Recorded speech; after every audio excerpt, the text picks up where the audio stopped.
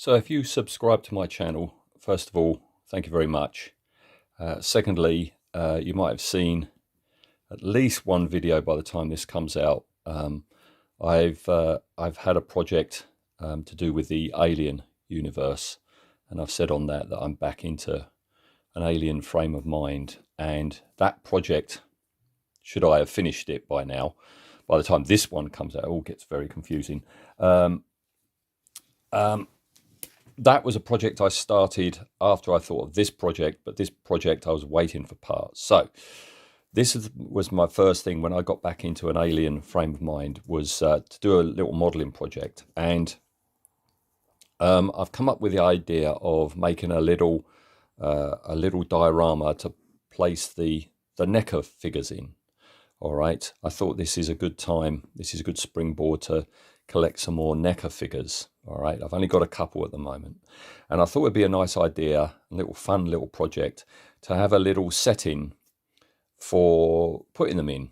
Not all of them, because that'd be far too big, because these are big old figures. But no, just a little setting to display them in. When I get a new one, I can put them in the set. All right. And I thought an idea would be to have a section of corridor to put them in. Not a recreation of anything from, the Nostromo or Aliens, just something in the style of those films. Alien Isolation, Romulus, all of them. All right. So that's what I thought I'd do. And this is the very beginning of it. So I had in mind what I thought it would look like, but then it came down to how big has it got to be. And I figure I've got to make it big enough to hold, my biggest figure. And the biggest figure I think I'll ever be getting is the big chap.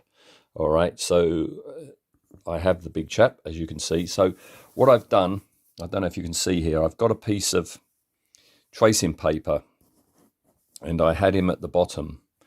And what I want, can you see this line?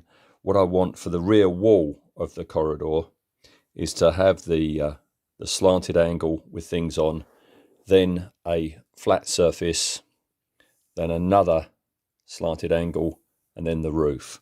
So this is pretty much actual size.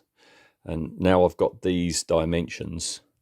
All right, you can see that I've put the sizes: 6 centimeters there, 6.5 there, 1 there, 4.5 there, 16 there, right? I can transfer this onto foam board and plasticard, all right?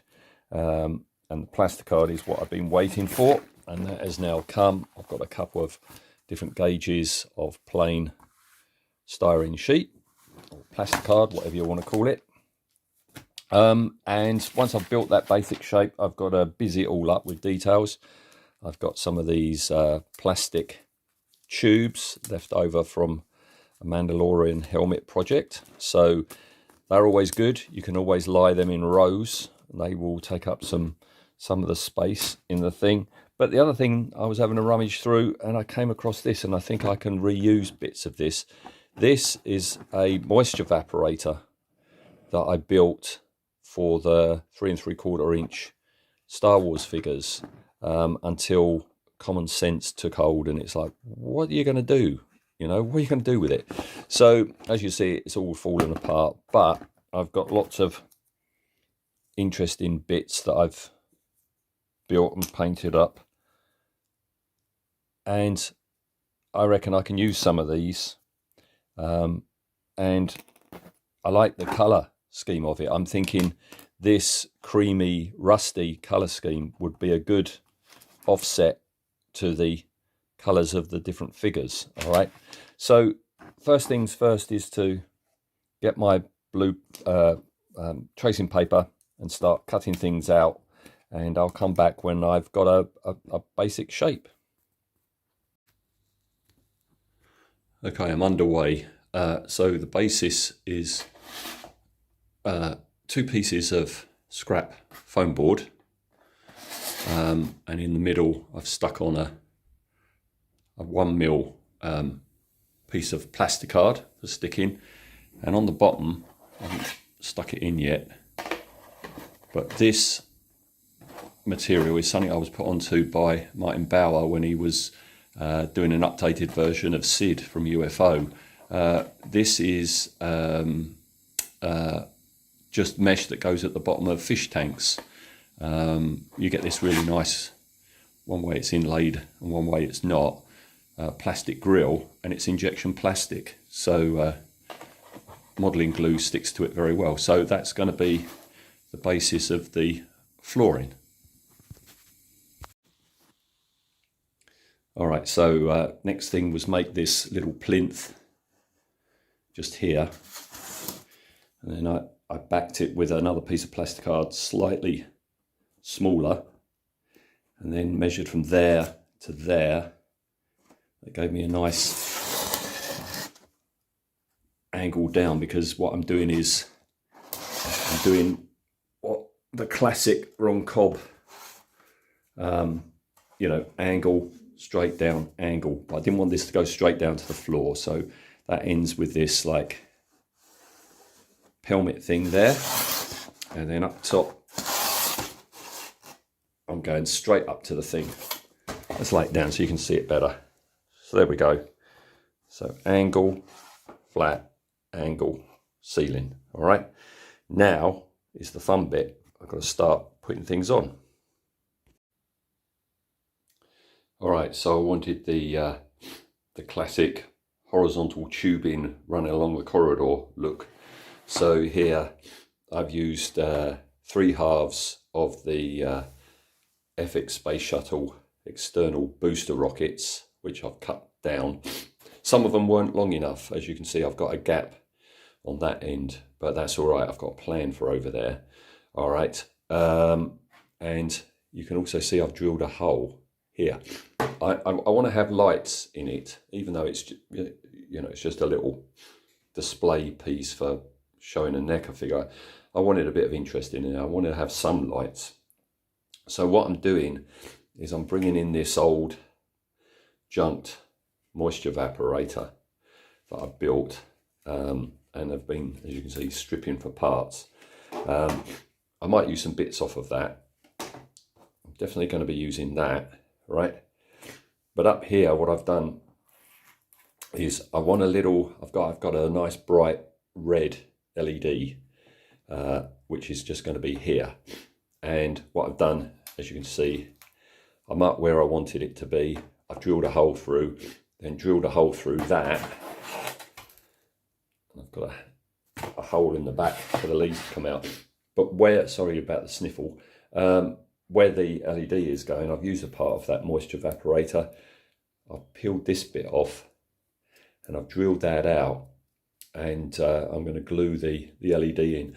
And then once everything's all been painted and everything, the LED and plate will just go on there like so. Okay, got some developments. That area over in the far right that didn't extend all the way, I've covered that up with a piece left over from the Land of the Giants Spindrift kit. I didn't use any of the interior, and I think that's the back wall. There's lots of nice detail on the other side, but that suited the build, so I'm using that. I'm a bit concerned that this is going to be quite top heavy with those and other kit pieces that I'm putting on. So what I've done is here, I've put in a strip of foam board as a support, and I've got a bit of household L strip just to tidy up the edge. I'm going to be putting kit bits on that as well.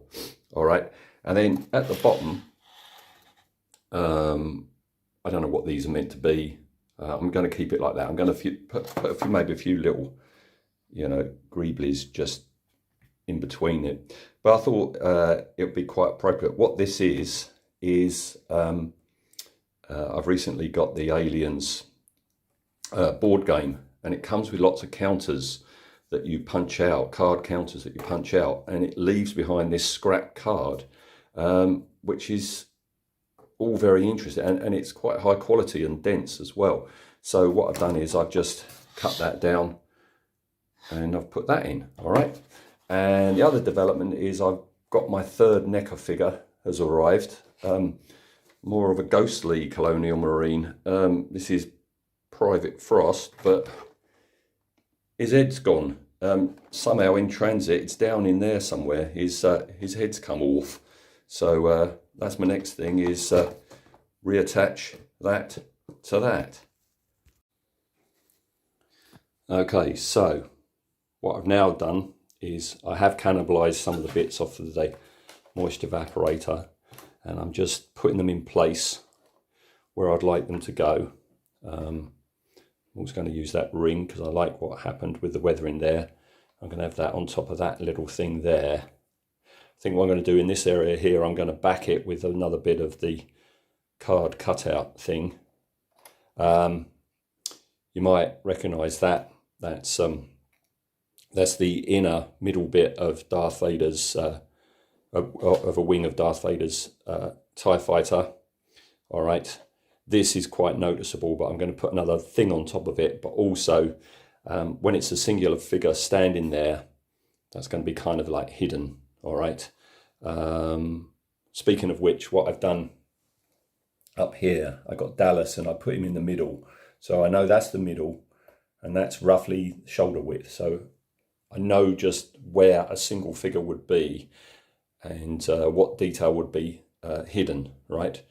This last piece is an interesting little shape that I've had for a while. This is out of a Nerf gun. I have a habit of back when our children were small enough and they had toys and they broke, rather than throw them out, I would crack them open and have a look and see what was inside. And Nerf guns are always really good. If you open up a Nerf gun, you've got lots of interesting shapes, you know, like the rail here that the trigger thing or whatever worked on. And they're injection plastic. So modelling glue works really well with it. So this is the basis of the back wall, all right? A little update on Frost. Here he is. I got his head back on. Boy, oh boy, oh boy, these are a pain. You can't get him to hold his flamethrower, right? The fingers are too bendy. They're far, far too bendy. I think what I've got to do, and this bag is really annoying me, it keeps slipping off his shoulder. I think what I'm going to do is I'm going to get him into a pose that I like, and I'm just going to super glue everything, because this is winding me up, and his helmet keeps popping up and making him look really dorky. So I'll come back with him all in one piece. And the other development is last night we came back from Liverpool. We popped up quickly, like a one-day visit. And whenever I'm in Liverpool, I go into Worlds Apart, which is a brilliant science fiction shop. And I picked up Kane. There he is. Because you don't really see him for sale anywhere. Yeah, had to have him. It's not the best likeness of John Hurt, but it's a lot better than John Hurt when he was alive. He didn't allow his likeness to be used. And I remember the Polar Lights model kit, which was really expensive. It's that model of Kane kneeling down and looking in the egg. It was great, but the face was absolutely nothing like him. So this isn't quite right. There's something about the cheeks, I think, is a bit off. The eyes are great and the mouth is just right, but there's something about the cheeks. Or maybe he looked this puffy when he had the cap on. Yeah, it's great. You come with two options, regular face or the face hugger. Oh, that's right. The Kane figures that have come out before John Hurt died and his family allowed his likeness to be used. He always came with the face hugger only option to cover his face up, which was kind of clever. So yeah, you got the melted helmet and the face hugger version, or the regular face with a regular helmet. And I'll be going regular. All right, I think we're ready for primer. As you can see, I've been busying it up with details, some of which, like this one here, like the pole here, this bit up here, over here, here, here, here. Bits I've cannibalized off that moisture evaporator. All right. Oh, and down in here as well. So in a minute, I've got to peel all them off after taking a photo so I can remind myself where I put them. Oh yeah, got one up there as well. Just where I've put them, peel them off, and then spray it in primer, and then a top coat to match this tan coloured, because I like that. Like I said before, that this is the way I'm going to go. This is how rusty and horrible looking it's going to be, especially like down in here. Right. All right, so that's it, pretty much done. Part spotters might recognise a few things in there. We've got Tamiya tank wheels, Tamiya tank tread. This bit, which was the very top of the moisture evaporator, like an aerial that I had on the top, that's 2 bits of the nose cone off of the Airfix Space Shuttle kit. More Tamiya parts, more Tamiya wheels here, Tamiya wheel there. Luke's X-Wing is tucked over there. That's part of an Airfix battleship. Yeah, so... oh, and the other thing, yeah, up here, this, I wanted to keep this rusty bit. This is where I'm going to have a blue light hanging down. Off center, a single figure is going to be there, so there would be like a hint of a blue light. And I'm also thinking, if I have 2 figures, if I've got one of the Nostromo crew in their EVA suits, the blue light is going to shine nicely on the clear dome of that. All right, so I'm going to take everything off now, put it in a box, put them in a box, and get the primer out. So we go, base coated in Games Workshop's Wraithbone, which is a nice cream colour, which is going to be a close basis for the weathering and everything that I did on the moisture evaporator. I think I might use that colour when I did the moisture evaporator. The only thing I haven't painted is down in there.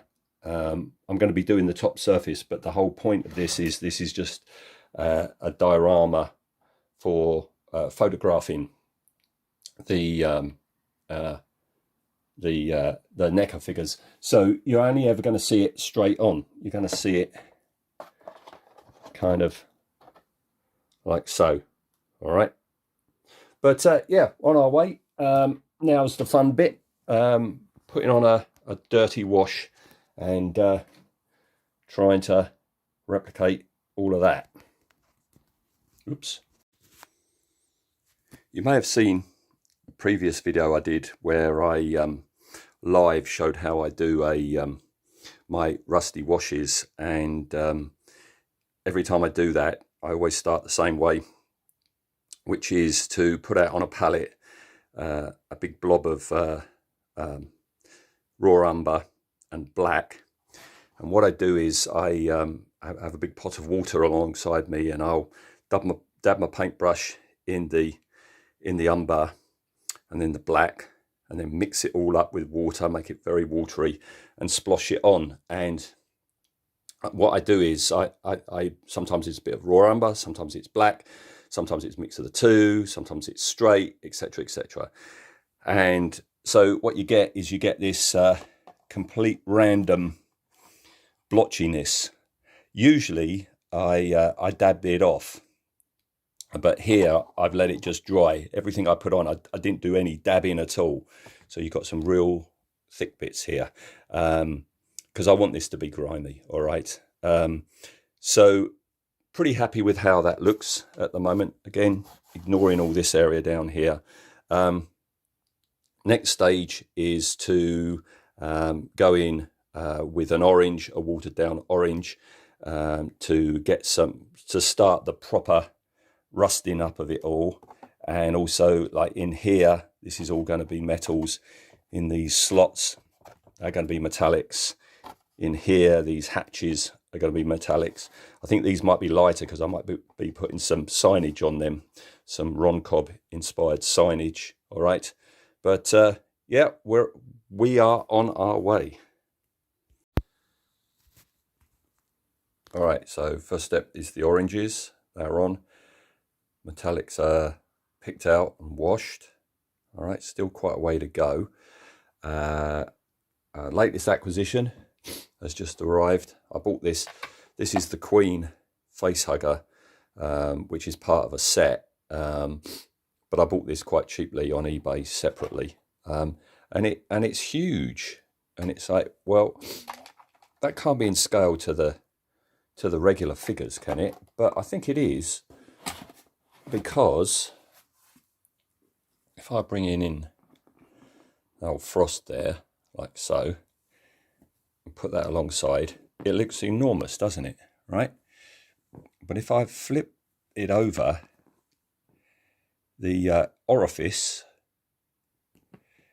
there, that's pretty much the right scale for Frost. But what the hell? That's not like a face hugger, is it? It's like a head and upper shoulders hugger. All right, I've applied typhus corrosion all over the place.